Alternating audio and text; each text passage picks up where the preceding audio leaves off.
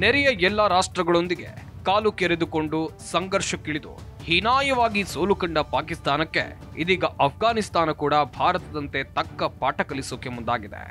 ಹೌದು, ಸಂಘರ್ಷದಲ್ಲಿ ಪಾಪಿ ಪಾಕಿಸ್ತಾನದ ವಿರುದ್ಧ ಪರಾಕ್ರಮ ಮೆರೆದಿದ್ದ ತಾಲಿಬಾನಿಗಳು ಇದೀಗ ಆಡಳಿತಾತ್ಮಕವಾಗಿಯೂ ಪಾಕಿಸ್ತಾನಕ್ಕೆ ತಕ್ಕ ಶಾಸ್ತಿ ಮಾಡೋಕೆ ಮುಂದಾಗಿದ್ದು, ಹಾಗಾಗಿ ತಾಲಿಬಾನ್ ಸರ್ಕಾರವು ಕುನಾರ್ ನದಿಯ ಅಣೆಕಟ್ಟು ನಿರ್ಮಿಸೋಕೆ ಮುಂದಾಗಿದೆ.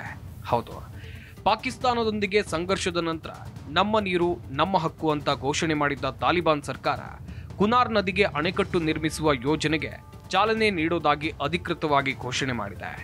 ಇನ್ನು ಈ ಅಣೆಕಟ್ಟಿನ ನಿರ್ಮಾಣದಿಂದ ಪಾಕಿಸ್ತಾನದ ನೀರಿನ ಸರಬರಾಜನ್ನ ನಿಯಂತ್ರಿಸುವ ಉದ್ದೇಶ ಹೊಂದಿದ್ದು, ಭಾರತವು ಸಿಂಧೂ ಜಲ ಒಪ್ಪಂದವನ್ನ ರದ್ದುಗೊಳಿಸಿದ ನಂತರ ಈಗ ಅಫ್ಘಾನಿಸ್ತಾನದ ನಿರ್ಧಾರವು ಪಾಕಿಸ್ತಾನಕ್ಕೆ ಮತ್ತೊಂದು ಹೊಡೆತ ನೀಡಿದಂತಾಗಿದೆ. ನದಿ ನೀರು ಸ್ಥಗಿತದಿಂದ ಪಾಕಿಸ್ತಾನದಲ್ಲಿ ತೀವ್ರ ಬಿಕ್ಕಟ್ಟು.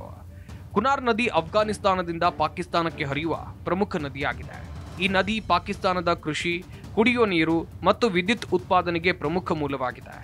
ಏತನ್ಮಧ್ಯೆ ತಾಲಿಬಾನ್ ಸರ್ಕಾರ ಈ ನದಿಯ ನೀರಿನ ಭಾಗವನ್ನ ತನ್ನದೇ ಅಭಿವೃದ್ಧಿ ಯೋಜನೆಗಳಿಗೆ ಬಳಸೋಕೆ ನಿರ್ಧರಿಸಿದೆ. ಇದರ ಪರಿಣಾಮವಾಗಿ ಪಾಕಿಸ್ತಾನದಲ್ಲಿ ಬಾಯಾರಿಕೆ, ಕೃಷಿ ನಾಶ ಮತ್ತು ವಿದ್ಯುತ್ ಕೊರತೆ ಉಂಟಾಗೋ ಭೀತಿ ವ್ಯಕ್ತವಾಗಿದೆ. ಕುನಾರ್ ನದಿಗೆ ಅಣೆಕಟ್ಟು ನಿರ್ಮಿಸೋಕೆ ತಾಲಿಬಾನ್ ಆದೇಶ. ಅಫ್ಘಾನಿಸ್ತಾನದ ಸರ್ವೋಚ್ಚ ನಾಯಕ ಶೇಖ್ ಹಿತಾವುಲ್ಲಾ ಅಖುಂಡಾ ಜಾದಾ ಅವರು ಜಲ ಮತ್ತು ಇಂಧನ ಸಚಿವಾಲಯಕ್ಕೆ ತಕ್ಷಣ ನಿರ್ಮಾಣ ಕಾರ್ಯವನ್ನ ಪ್ರಾರಂಭಿಸೋಕೆ ಆದೇಶವನ್ನ ಕೊಟ್ಟಿದ್ದಾರೆ. ಉಪ ಮಾಹಿತಿ ಸಚಿವ ಮುಜಾಹಿದ್ ಫರಾಹಿ ಅವರ ಪ್ರಕಾರ ವಿದೇಶಿ ಕಂಪನಿಗಳನ್ನ ಕಾಯದೆ ಸ್ಥಳೀಯ ಅಫ್ಘಾನ್ ಕಂಪನಿಗಳೇ ಈ ಕೆಲಸವನ್ನ ಕೈಗೊಳ್ಳಲಿವೆ. ಅವರ ಉದ್ದೇಶ ಪ್ರಗತಿ ತ್ವರಿತಗೊಳಿಸೋದು ಮತ್ತು ಅಫ್ಘಾನಿಸ್ತಾನದ ನೀರಿನ ಸಂಪನ್ಮೂಲಗಳನ್ನು ಸ್ವಯಂ ನಿರ್ವಹಿಸೋದು.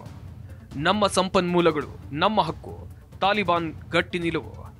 ತಾಲಿಬಾನ್ ಉಪಮಾಹಿತಿ ಸಚಿವ ಫರಾಹಿ ಹೇಳಿದ್ದಾರೆ.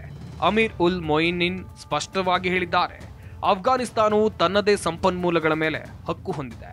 ವಿದೇಶಿ ಅವಲಂಬನೆಗೆ ಈಗ ಅಂತ್ಯ ಬರಬೇಕು. ಅಫ್ಘಾನ್ ನೀರು ಮತ್ತು ಇಂಧನ ಸಚಿವ ಮುಲ್ಲಾ ಅಬ್ದುಲ್ಲಾ ಲತೀಫ್ ಮನ್ಸೂರ ಕೂಡ ಇದೇ ನಿಲುವನ್ನ ಪುನರುಚ್ಚರಿಸಿದ್ದಾರೆ. ಅವ್ರ ಪ್ರಕಾರ ಅಫ್ಘಾನಿಸ್ತಾನದ ಜನರಿಗೆ ತಮ್ಮ ನೀರಿನ ಸಂಪನ್ಮೂಲವನ್ನ ಬಳಸುವ ಮತ್ತು ನಿರ್ವಹಿಸುವ ಸಂಪೂರ್ಣ ಹಕ್ಕಿದೆ. ಪಾಕಿಸ್ತಾನದ ವಿರುದ್ಧ ಮತ್ತೊಂದು ನೀರಿನ ಯುದ್ಧ. ಅದರಂತೆ ಭಾರತದ ನಂತರ ಈಗ ಪಾಕಿಸ್ತಾನದ ನೀರು ಸರಬರಾಜನ್ನ ನಿರ್ಬಂಧಿಸ್ತಾ ಇರೋದು ಇಸ್ಲಾಮಾಬಾದ್ಗೆ ದೊಡ್ಡ ತಲೆನೋವಾಗಿದೆ. ಯಾಕಂದ್ರೆ ಪಾಕಿಸ್ತಾನವು ಈಗಾಗಲೇ ಸಿಂಧೂ ನದಿಯ ನೀರಿನ ಕೊರತೆಯಿಂದ ಬಳಲ್ತಾ ಇದೆ. ಹೊಸ ಅಣೆಕಟ್ಟು ನಿರ್ಮಾಣದಿಂದ ಕುನಾರ್ ನದಿಯಿಂದ ಬರುವ ನೀರಿನ ಪ್ರಮಾಣವು ಕಡಿಮೆ ಆಗುತ್ತೆ. ಇದರಿಂದ ಪಾಕಿಸ್ತಾನದ ಕೃಷಿ ಪ್ರದೇಶಗಳು ಬರಗಾಲಕ್ಕೆ ಒಳಗಾಗಬಹುದು. ಚೀನಾದ ಹೂಡಿಕೆ ಮತ್ತು ಹೊಸ ಹೈಡ್ರೋ ಪವರ್ ಯೋಜನೆ ಇದರ ಮುಂದುವರಿದ ಭಾಗ. ಅಂದ್ರೆ ಚೀನಾದ ಕಂಪನಿಯೊಂದು ಕುನಾರ್ ನದಿಗೆ ಅಡ್ಡಲಾಗಿ ದೊಡ್ಡ ಅಣೆಕಟ್ಟುಗಳಲ್ಲಿ ಹೂಡಿಕೆ ಮಾಡೋಕೆ ಆಸಕ್ತಿ ತೋರಿದೆ. ಈ ಅಣೆಕಟ್ಟು 2000 ಮೆಗಾವ್ಯಾಟ್ ವಿದ್ಯುತ್ ಉತ್ಪಾದಿಸೋಕೆ ಸಾಧ್ಯ ಅಂತ ಅಫ್ಘಾನ್ ಸರ್ಕಾರ ಹೇಳಿದೆ. ಇದರಿಂದ ಪಾಕಿಸ್ತಾನಕ್ಕೆ ಆರ್ಥಿಕ ಲಾಭ ಸಿಗಬಹುದು.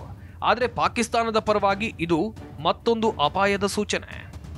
ಪಾಕಿಸ್ತಾನ ತಾಲಿಬಾನ್ ಸಂಬಂಧಗಳು ಹದಗೆಟ್ಟ ಹಿನ್ನೆಲೆ. ಜನವರಿಯಲ್ಲೇ ತಾಲಿಬಾನ್ ಸರ್ಕಾರ ಈ ಯೋಜನೆ ಘೋಷಣೆ ಮಾಡಿದಾಗಲೇ ಪಾಕಿಸ್ತಾನಿ ಅಧಿಕಾರಿಗಳು ಅದನ್ನ ಪ್ರತಿಕೂಲ ಕ್ರಮ ಅಂತ ವಿವರಿಸಿದ್ರು. ಕಾಬೂಲ್ ಮೇಲಿನ ಪಾಕಿಸ್ತಾನದ ವೈಮಾನಿಕ ದಾಳಿ ನಂತರ ತಾಲಿಬಾನ್ ಉಗ್ರರು ಪಾಕಿಸ್ತಾನದ ವಿರುದ್ಧ ಪ್ರತೀಕಾರದ ದಾಳಿಯನ್ನು ನಡೆಸಿ 58 ಸೈನಿಕರನ್ನ ಕೊಂದಿದ್ದಾರೆ. ಪ್ರಸ್ತುತ ಕದನ ವಿರಾಮ ಜಾರಿಯಲ್ಲಿದ್ರೂ ಈ ನೀರಿನ ಯೋಜನೆ ಇಬ್ಬರ ನಡುವೆ ತೀವ್ರ ತಳಮಳವನ್ನ ಉಂಟು ಮಾಡಬಹುದು. ಕುನಾರ್ ನದಿಯ ಭೌಗೋಳಿಕ ಮಹತ್ವ.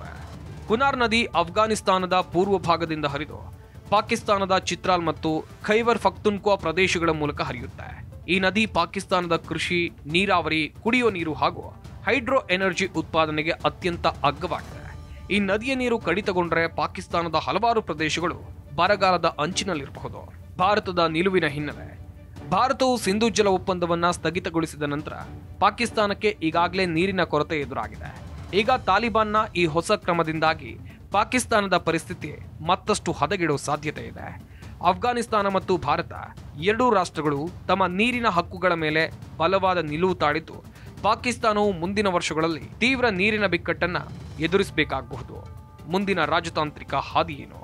ಅಫ್ಘಾನಿಸ್ತಾನ ತನ್ನ ನೀರಿನ ಸಂಪನ್ಮೂಲಗಳನ್ನು ಅಭಿವೃದ್ಧಿ ಮತ್ತು ವಿದ್ಯುತ್ ಉತ್ಪಾದನೆಗಳಿಗಾಗಿ ಬಳಸುವ ಹಕ್ಕನ್ನ ಒತ್ತಿ ಹೇಳಿದೆ. ಪಾಕಿಸ್ತಾನವು ಈ ನಿರ್ಧಾರವನ್ನ ಅಂತಾರಾಷ್ಟ್ರೀಯ ವೇದಿಕೆಯಲ್ಲಿ ಪ್ರಶ್ನೆ ಮಾಡಬಹುದು.